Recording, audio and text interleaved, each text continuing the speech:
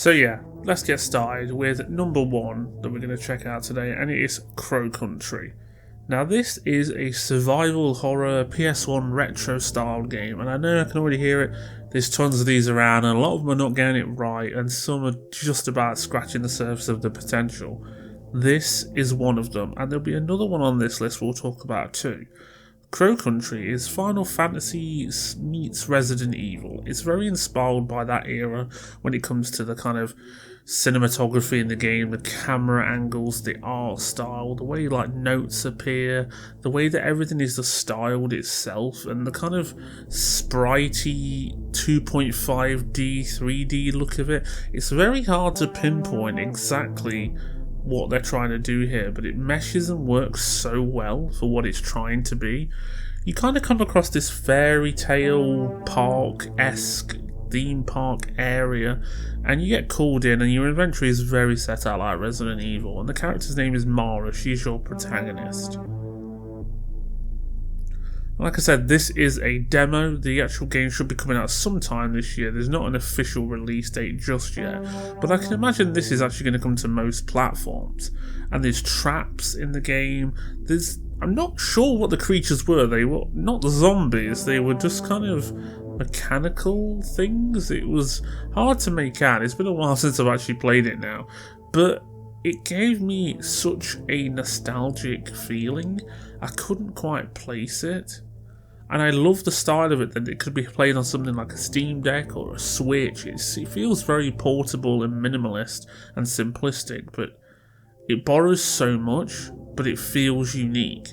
Everything from the red barrels and like little bear traps, and the enemies themselves, clicking on things, doing puzzles, interacting with kind of weird NPC, there's a fortune teller, codes, everything like that. It screams Resident Evil, survival horror. But then you have this kind of Final Fantasy-esque polygonal look to it, classic look to it. The atmosphere and music, it's just absolutely dripping. Like the creativeness of these indie developers, especially on the early access Steam thing, it's mind-boggling. Even the save rooms are cool. Like, you save at fireplaces with a little save tune along with it. There's a lot of files to pick up. I mean, like I said, it's not breaking the mold here so much, but it's the way they've done it and the spin they've put on it, which makes Crow Country really worth your time, and definitely a must-play. Graphically, it's nothing special, but if you like them people that like putting the nostalgia goggles, it's definitely for you. Next up is a personal highlight of the video for me, and I really want you guys to look into this game when you get a chance. It's fully out already, and it's called You Will Die Here Tonight. Now this is very heavily based on Resident Evil, but it's done very differently once again. These first two entries are very inspired by that granddaddy of horror. Now this is kind of a Groundhog Day version of Resident Evil. It's got that, you visit a mansion, there's these protagonists that are very, reminiscent of Chris Redfield, and they said Crunk Redfeld, and Chris Redfield, guys, Chris Redfield, and Bravo team, Alpha team, all that stuff, Jill, and the way it's kind of done is classic and timeless. Again, the art styles that these guys are coming out with are brilliant. It's kind of different. It's just nice to see games aren't just third person over the shoulder survival horrors or first person survival horrors.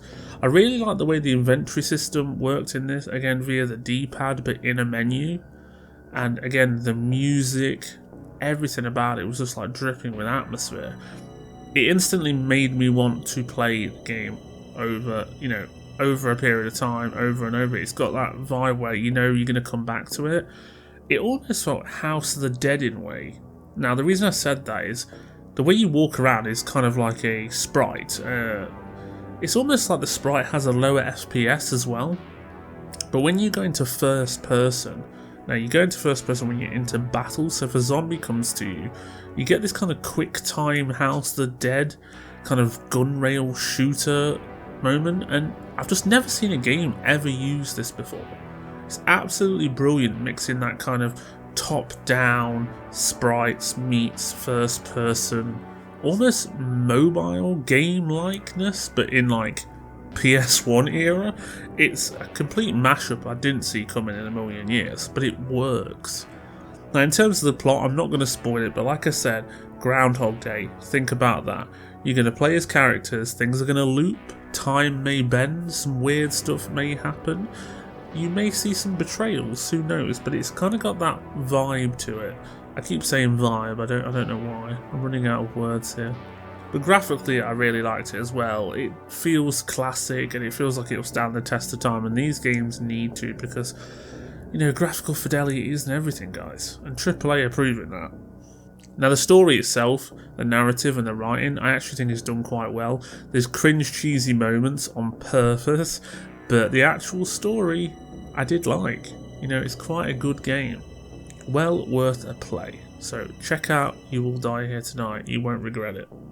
Next up, I'm cheating a bit here because the franchise may be not hidden or it is well known, but Amnesia. We've all played Amnesia Dark Descent, or you've seen PewDiePie or your favourite YouTuber or streamer play those series of games. But recently we had Amnesia The Bunker release, and it's kind of gone under the radar almost. Now, I'm not sure if that's because it didn't sell well or the marketing wasn't great, but I personally loved it. And I loved it so much, I've barely touched it. Because I can't finish it, guys, because this game is probably the most terrifying game of 2023 just gone. And it may be the most terrifying game of 2024. It is that anxiety-inducing, like heart-racing, primal scares that get to you. So the premise is you're in a World War I bunker, I believe, and you do get a revolver, but it doesn't do a lot. You do have a way to fight back, you do have grenades, and the bunker itself is quite intricate and laid out in a puzzle kind of maze that it won't last that long. It's only about 5-6 hours, and I think people are speedrunning it in about 1 or 2 now. But for your first attempt, trust me, you're going to be so terrified. You're going to be creeping around corners, avoiding traps. The monster itself is yet again terrifying. This is probably the best Amnesia since 1. Although I did like Rebirth. It had some, had some redeeming qualities. Yeah, Amnesia The Bunker, it's got a cool aesthetic about it. It's got a quite understandable story to it as well. There's not jump scares. It's very much tension building, losing your sanity inspired kind of thing. I love the way you save by clicking on the lamps as well. It's even got an item inventory box, our Resident Evil, obviously. So it's took inspirations here or there from survival horror to blend what the original Amnesia was with kind of what most modern day audiences expect. But it has so many difficulty modes and things you can do and replay value. But it is honestly the most terrifying game I've played in such a while that I can't play it on my own. I may finish it on stream, we'll see. But this is a definite must play.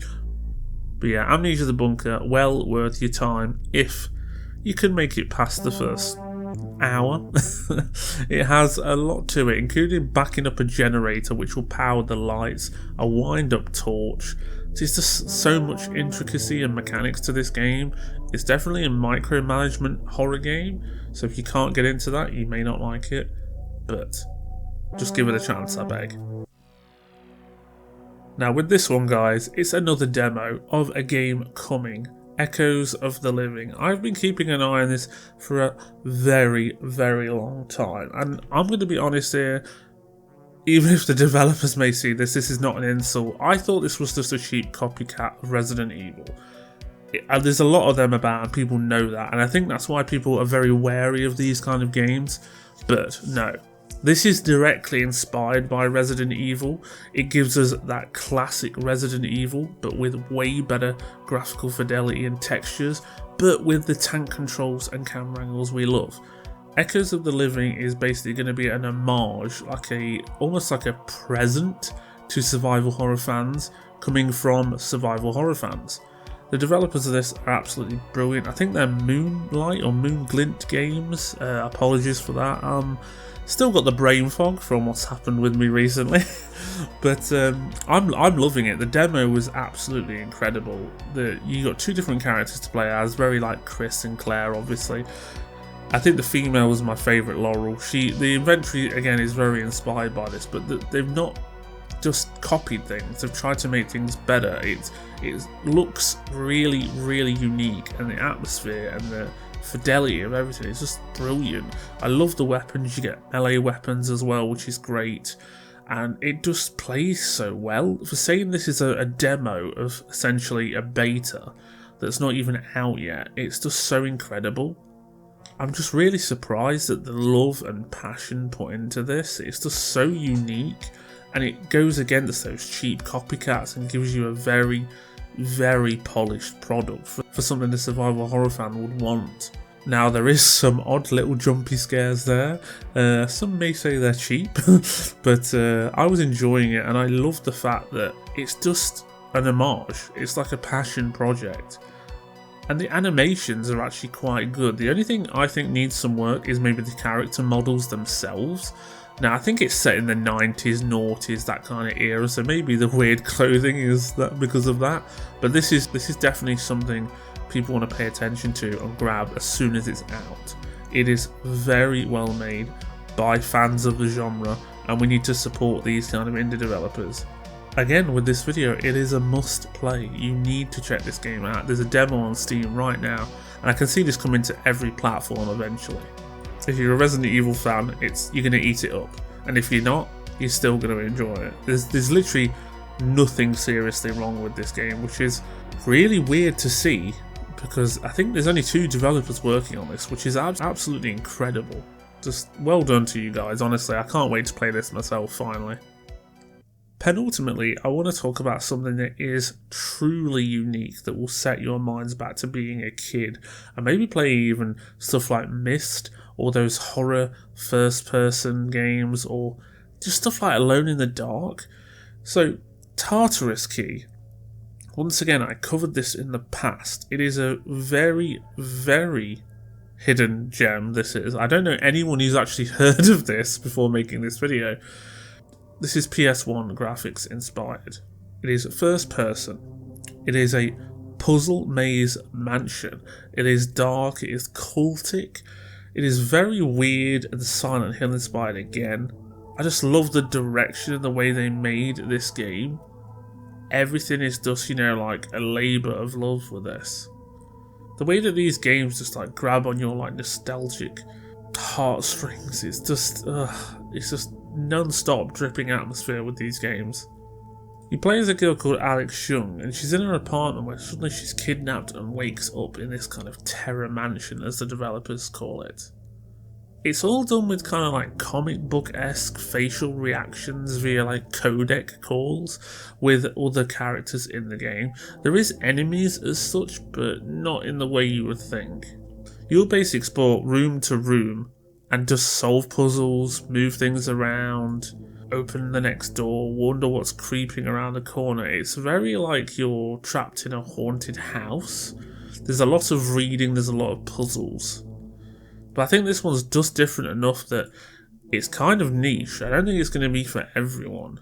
The main thing about this game that really got to me is it's unsettling, it's tense.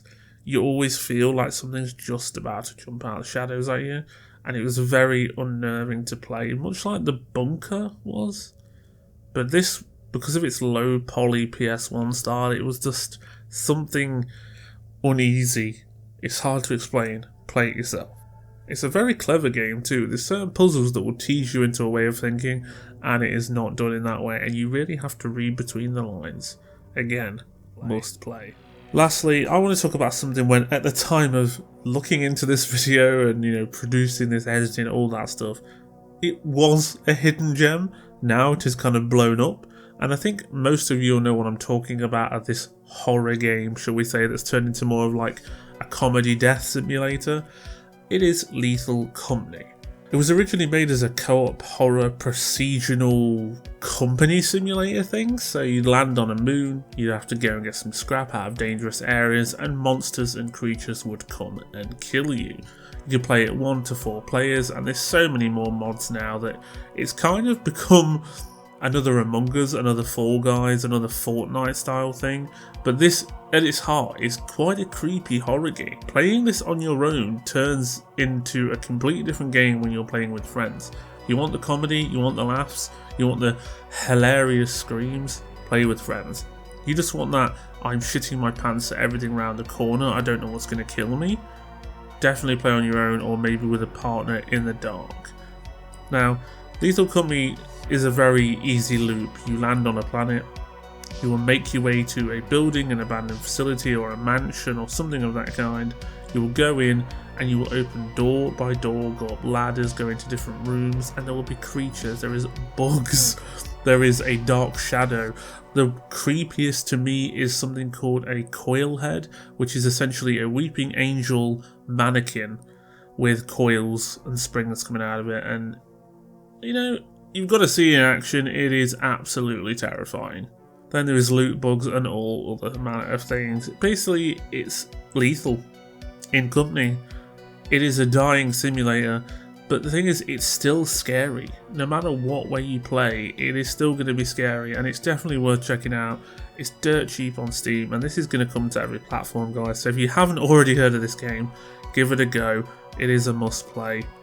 And check out TikTok, there's so many clips of this game, it's well worth it. It's a funny horror. First up, something that's just actually released on all platforms now. We have a look at Alisa.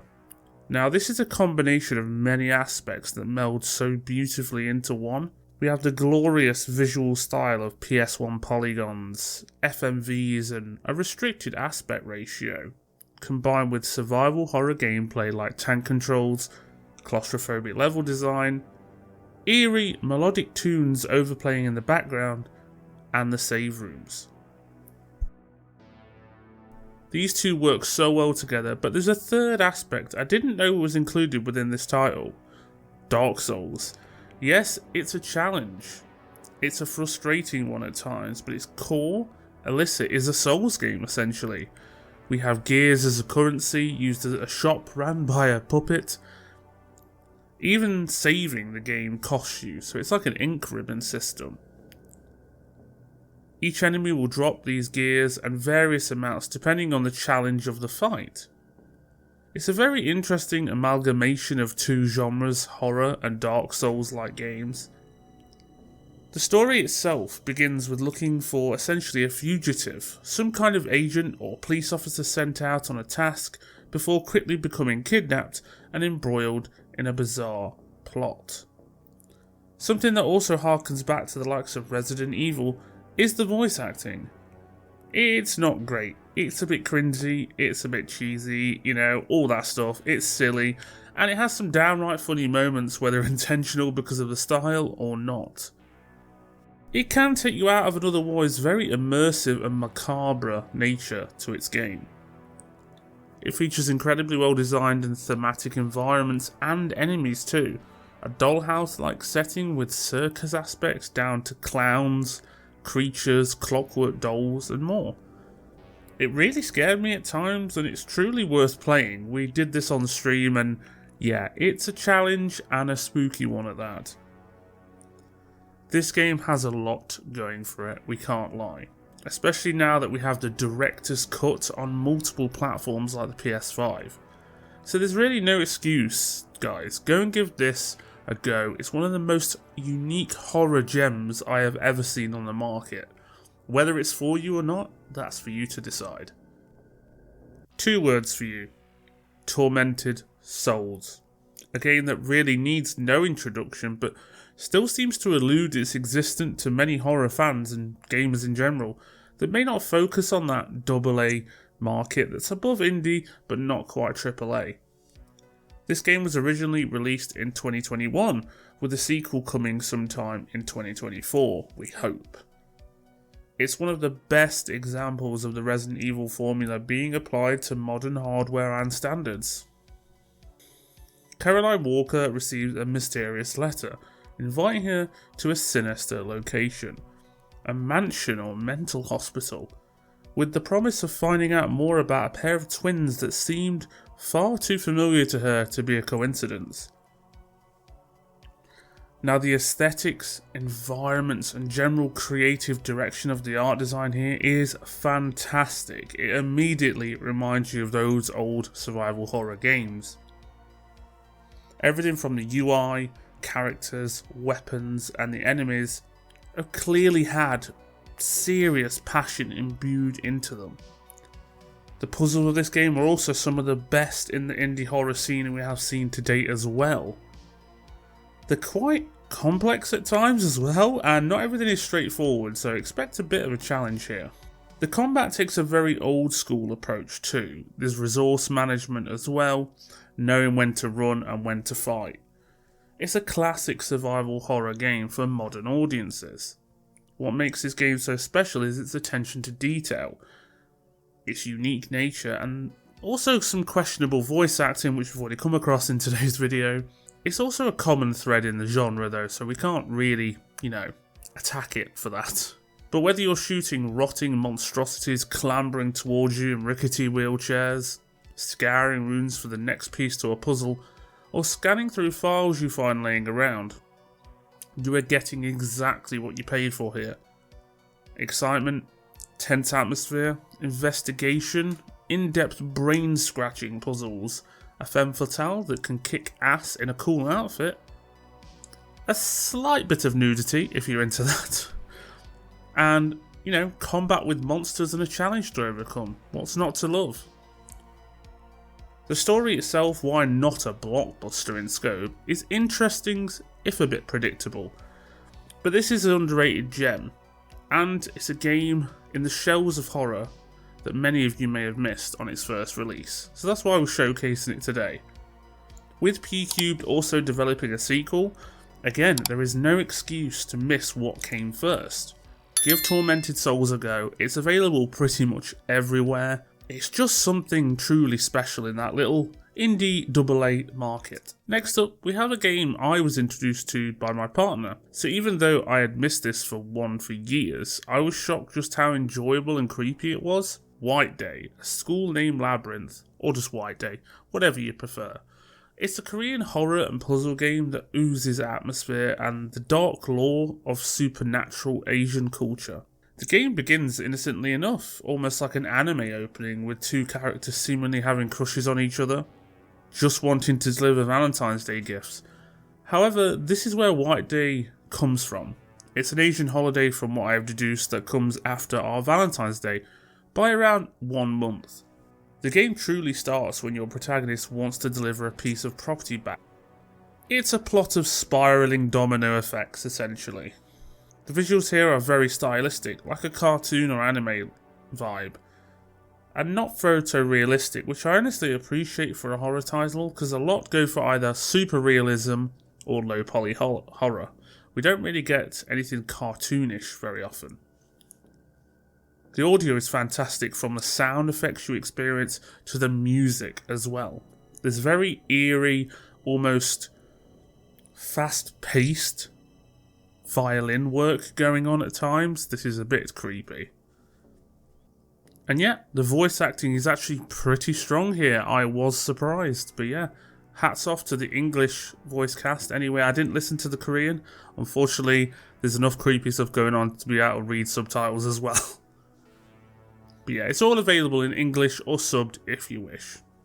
It's extremely clever in its core gameplay loop of evading antagonists like the school janitor, and the spirits you come across in its environments and level design. There is a clear rhythm of the story, puzzle, chase, exploration in a tight loop to get you to the next area, and I really enjoyed its simplistic nature. It gives you a peek into a different culture, a country, another way of life, and especially as a teenager dealing with these supernatural forces. I'm growing to love the characters themselves, as we've yet to beat the game, something I actually have been playing on the VoidRetro Twitch, so make sure you drop a follow over there if you're into that, or stop by sometime. We'd love to have you. The attention to detail on the Korean culture is fascinating and shows where the true soul behind this game's creation has come. It's different for the horror gaming landscape, and we need more Asian horror games in general, I feel. Especially with the likes of K-pop and K-dramas happening recently, I think it's becoming more of a, an accepted form of media in the West anyway. This game is just a true gem. It's available on pretty much every platform, perfect to play solo, with friends watching you and taking turns, or with the community like as a creator like I am. Luckily as well, if you can't get enough, there is a sequel coming, which is already out, but this is like a remastering of sorts. And I'm looking forward to featuring that in a further video if it's good too. But based on White Day, it scares, it's great atmosphere, and the interesting plot, it's something you really need to dive into yourself. As always, we always feature demos in this series, a sneak peek at great horrors to come, usually from indie studios. Today we have two, but first up we are speaking about the amazingly cool and retro game Hollow Body by Headwear Games, a tech-noir survival horror narrative with dark elements in an adventure set within a decaying British city. I mean, it's just intriguing when you read it out loud. You play as Mika. The story is simple. You're just looking for a friend that has been lost, and you get small snippets of that narrative that we see, but not a lot to go on. They're saving it for the full release. I mean, we have plenty of rundown cities in the UK in 2024 anyway, so the setting seems pretty apt. It's marketed as a short story, and the demo packs a big punch. It takes huge inspiration from the likes of Silent Hill 2, which I think is blatantly obvious, but it creates something unique for long-time survival horror fans to enjoy. I have had my eye on this game for a while now, and I had to feature it because the developers clearly have a passion project brewing here, and the love for the low poly horror vibes that they also likely grew up on. It's modernising that classic formula that's really hard to do, and they've done it here for fans, and bringing it into 2024 is a really, really cool thing to see. I've always loved tank controls, and you do get tired of the typical third-person over-the-shoulder aspect that all the horror games pushed out every few months from the AAA kind of, industry we see all the time. Resident Evil 4 Remake was fantastic, but it did play it safe, obviously using that same camera angle that set the precedent back in the day.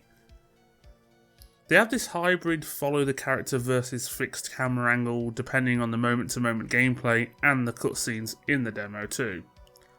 I really appreciate this, and Hollow Body is just another example of how these classic games have a hardcore audience still itching for this in this genre and scope.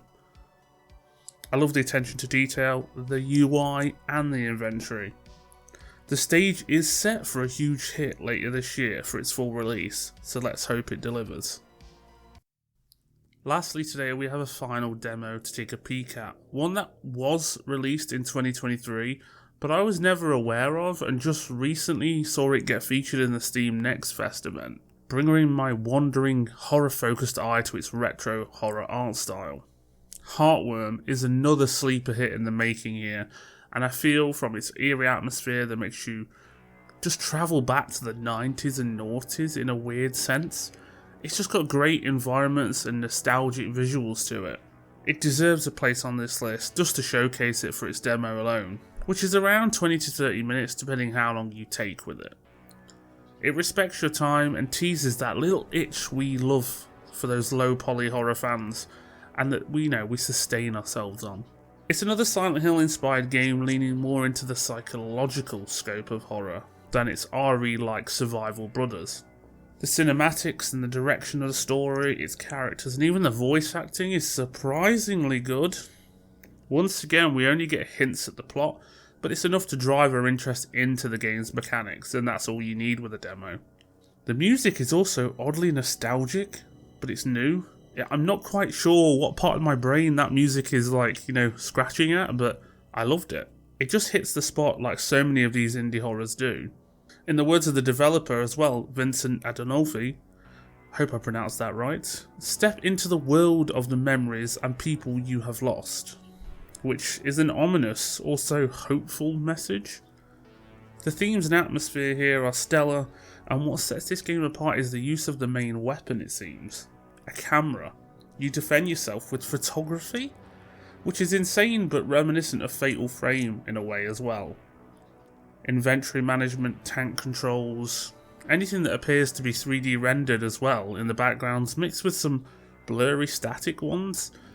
They seem a bit of a staple here, something we have come to expect in the genre to showcase as well.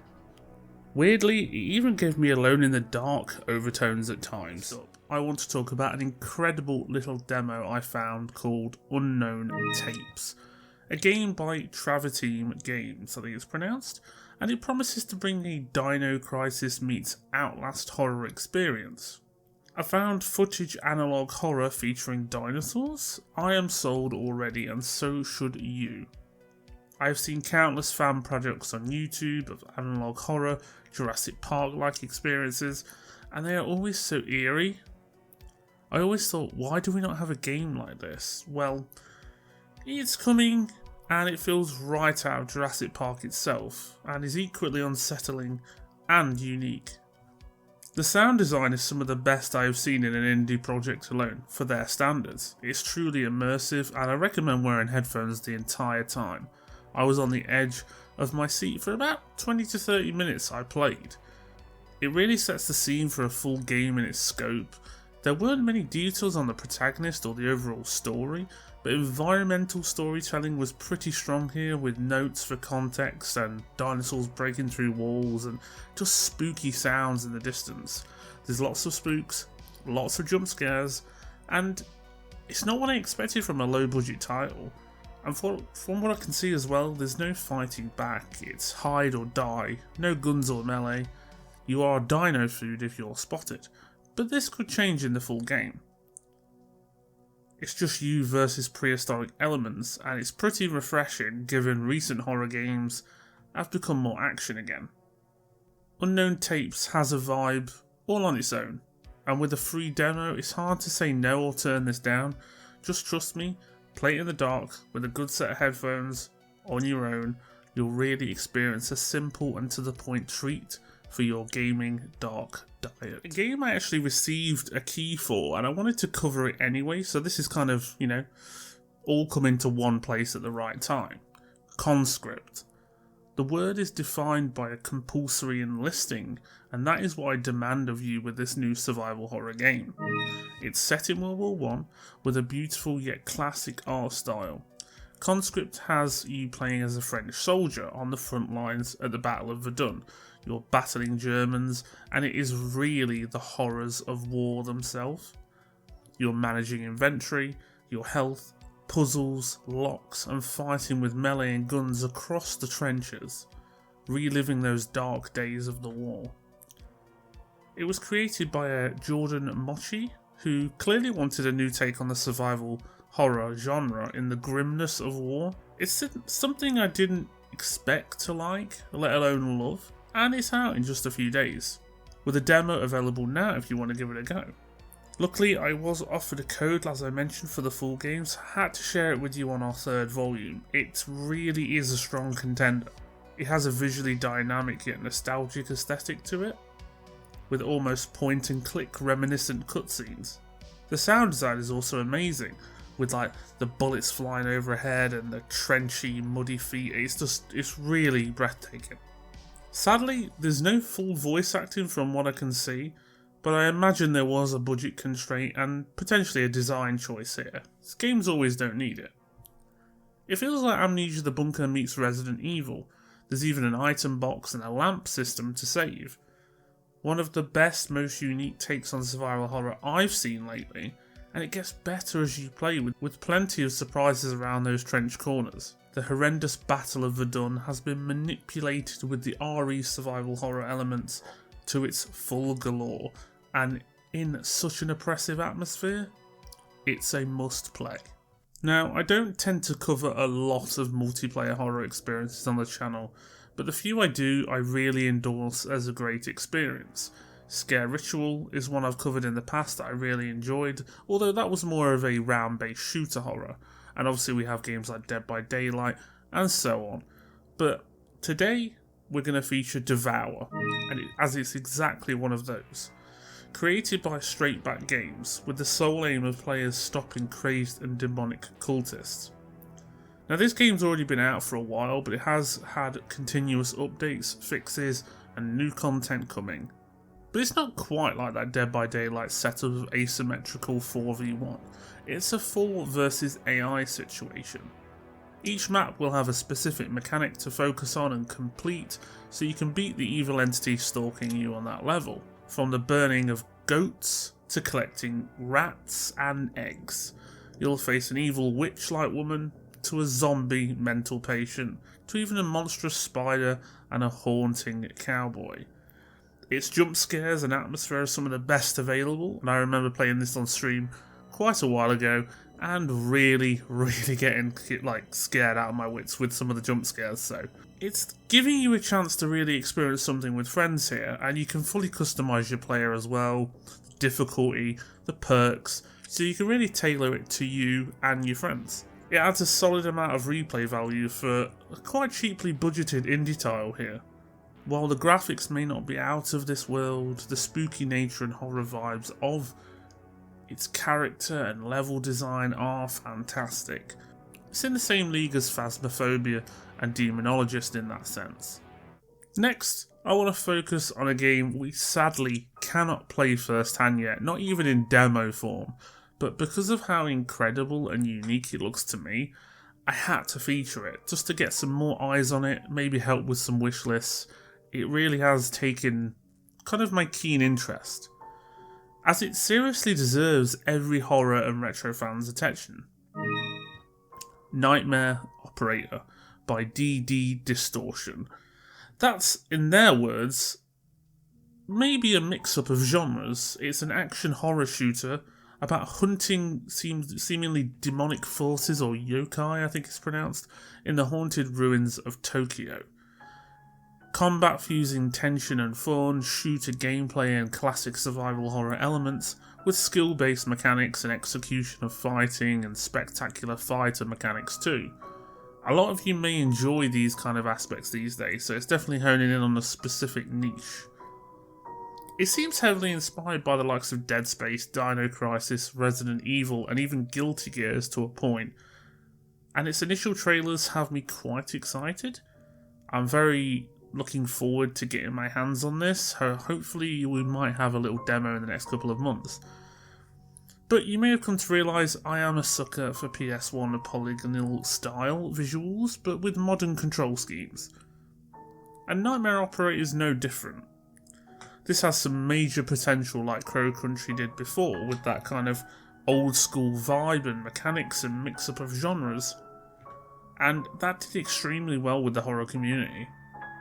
So make sure you wishlist this, even featuring a unique mechanic known as the clutch system that did, take my interest as well, allowing players to change out weapon modules on the fly, almost like different combat styles in Ghost of Tsushima, and it just makes the action feel fun and fresh by the look of it.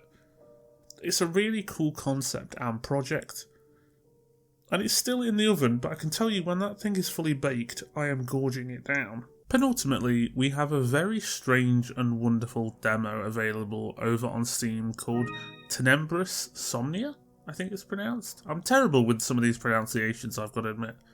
A name, even after Googling, I'm quite confused over, but it did allude to its full true meaning, but simply it means the life out of darkness, which suits it. However, what makes this game stand apart is not its name, it's how it handles its execution and visual design. It is a mix of 8-bit art style and live action cutscenes. It's very like the classic gaming of the late 80s and early 90s, Alone in the Dark comes to mind and Sweet Home. The colour palette, the scrolling text of an 8-bit soundtrack mix so well with that investigatory horror aspect, somewhat also reminiscent of Clock Tower as well. The gameplay itself is pretty simplistic, entering rooms, gathering items, clicking on objects, getting some text, solving the puzzles. There's little to no combat available within this short demo, just a teeny little bit at the end and you'll see what I mean. But it did take some brain power to work out its puzzles, which I really appreciate. So many games these days hold your hand, and after playing games like Elden Ring, it's really refreshing to see the horror side of things catching up on this challenging aspect of gaming. Nevertheless, the aspects that are really standing out here is how it melds that gameplay with the high budget indie horror live action sequences. It's really something special that few have done successfully before, and this little indie gem is definitely one for your wish list when it comes out, hopefully in a few months to a year. Lastly, I want to showcase another quite creative idea in Among Ashes, a horror game that involves playing a horror game. It's like Inception, but darker, scarier, more nostalgic, and involving a keyboard. I've very much saved my personal favourite for the final curtain call of this video with Among Ashes, and it managed to do the impossible, keep my ADHD brain's attention, and got me invested in the game's very meta and wheels within wheels narrative. This is something rare for me these days, for context, so you'll immediately be sucked into this Doom Quake-like ripoff on first loading up the game, and be pretty confused that what is this game, this doesn't look what it's advertised. But don't worry, once you die once in that little minigame, it all becomes clear. You're playing a game within a game, messaging a friend on a fake like MSN in the 90s it seems, as you download another game that they are playing, drawing you into a survival horror experience in a mansion. And I don't know if there's more games to come with this. While the general narrative is spooky and plays out between the games, each of those games seem to have an interconnected part and role to play within their own stories. It's just a demo for now, but a beefy one at that. It was quite long, and I was hooked at the concept, but playing it really drove home how incredible this could be in a full release later in the year. The graphics obviously won't win any awards, but they aren't trying to. But it looks really cool, and I really think it truly deserves a lot of attention for the developer's creativity, and it's quite memorable. So, yeah. And another moment I knew there was something special is the puzzles in Dr. Stoker's room. And I love those horror name references in the demo too. It was a really great touch. But that puzzle, it was so well done, with a friend referencing the game being broken due to a bug and then telling you how to solve it. It was a truly meta method of handling that first puzzle, so bravo, and I cannot wait to play it in full soon. Make sure you check out Among Ashes. So that's it for today's video and our third volume of Hidden Horror Must Plays. So I hope you've enjoyed it and you've at least spotted one game you want to give a try. That's what this series is all about, just branching out, seeing some good indie and maybe AA standard horror games with retro aspects or full-on scares or some sort of creative flair to it that just makes it stick out a bit more from the rest. Don't forget to like, comment and subscribe if you enjoy what you see today, and let me know below which one of these has really taken your fancy the most, and if there's any other games you want to see me cover in the future that I've not mentioned on any of these volumes yet, because I'm happy to check out more. We just need enough to cover a video. So that's everything for today guys, thank you for watching, I'll see you soon, bye bye.